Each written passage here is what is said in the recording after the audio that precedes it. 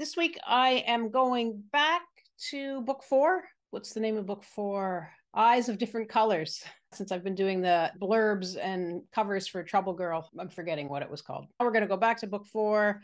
Do the Wrong Thing is a serialized novel that opens with a woman describing her suicide attempt as mundane, like brushing her teeth.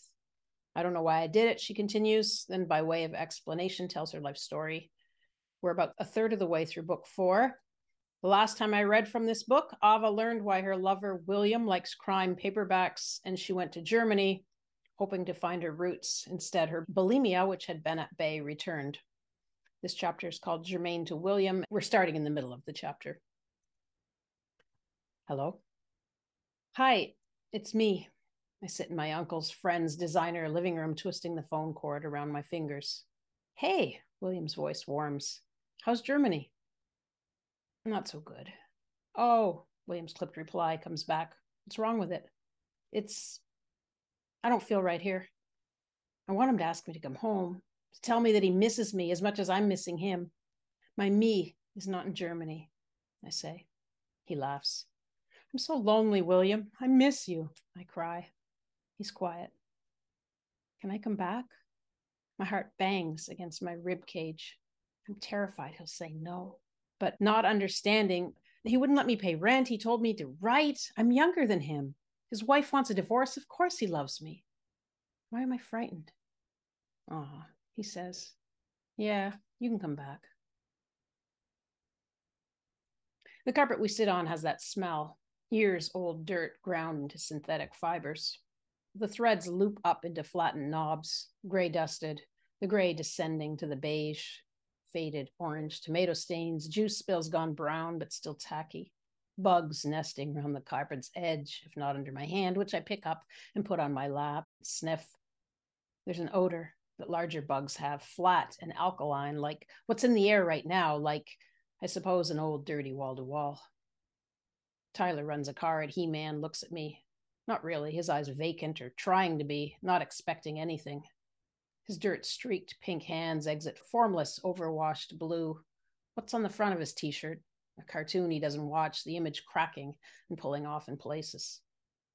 Help, I say, smiling. He looks at me. Here, you be He-Man. He holds out the chewed-up doll, bits of plastic peeling away from its injuries. Did it come from Goodwill, lost in a box of William's books? I take He-Man, stand him on the carpet, try to have fun.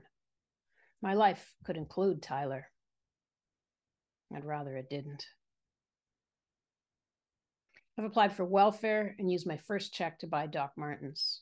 The extravagance of spending more than half my check, and if the government or social workers knew, I stomped proudly in my gleaming leather, so large and unfeminine, so not delicate and not conservative. Even when the boots cause huge blisters on the backs of my ankles, I keep wearing them. You can stay as long as you need, William says. I twist my head around. What? I don't say this out loud. Get yourself settled, get a job, he says. But it's not fair to Lydia to have you here. I look back down at the beer in my hands, hide my tears. Lydia? Lydia likes me. This is not... I'm not breaking up with you. I twist my head around again, spy my docs by the door. William puts his arm around me and pulls me close. You're going to do fine, he says as I cry. I shouldn't have bought the boots. Welfare's not for buying expensive shoes. I know that. I needed a break, a defiant act, an expression. You remind me of a friend of mine, William says. I nod. He wants me to leave. She's a graphic designer. She's really good, runs her own company. What? I say out loud, looking at William, the guy who should love and want me. I'm 10 years younger than him. She's extremely successful. He smiles. She's got 8 employees now. I can see you running your own business. I look away. How can he smile like that? As if everything's okay. He's telling me to leave. I take minimum wage job after minimum wage job after minimum. I don't care about money, or I take the worst jobs possible. Why not try the stuff no one wants to do? Maybe it'll suit me, or I'll find myself, or at a new and horribly nondescript restaurant in the rich, artsy neighborhood where I got that book, Black Athena, dark, shiny wood wainscoting, matching booths and chairs, upholstered in medium forest green fabric with a scattering of white and lavender rectangles across it. I wash dishes. The teapot shatters on the tile floor when it slips from my hands, and the boss wants to charge me for it. Are you fucking crazy? I ask him. He takes me into his office. Ava, he says, there's some things you never say to a boss, and fuck is one of them. Fuck you, I say. I get a landscaping job. Up at 5 a.m., bus to a corporate building in the city's outskirts, push a lawnmower for 2 hours before finding my next boss and telling him I'm leaving. I'm not strong enough, I lie. I don't tell him that I'm bored, that I need distraction from meaninglessness. That's my raison d'etre, I bet. Distraction. And easy, repetitive tasks don't work. Okay, he says, giving me $20. I'm impressed. I assumed if I wanted to get paid, I'd have to fight, file a complaint. For Greenpeace, I travel even further from the city, meeting my team at an office parking lot where we all get in a van and drive to a small town about a half an hour out of Arbor. We separate, go door to door alone, and ask people to join, which means making a monthly payment in exchange for a thin, glossy newsletter. If they don't want to join, we ask them for a one-off donation. An older man questions me about environmentalism in politics. He himself doesn't believe in environmentalism, he says. I don't know what to say, though I'm glad for the conversation and actual friendly face. I listen to his arguments and tell him that they make sense because they do to me, even if the opposite arguments also make sense. There's no way of knowing the answer, only time will tell, I tell him. He agrees, but he doesn't give me any money. I go sit by a creek and wait for the shift to end. It's cold. I only brought a windbreaker. I kick my foot listlessly while sitting on the ground, arms slung over the short wooden fence that denotes bridge in this backwater boondocks, watching the water burble from the pipe below me. How do the others do it? How do they knock on doors and ask strangers for money? How do they stay happy? I should be able to do this. I believe in environmentalism.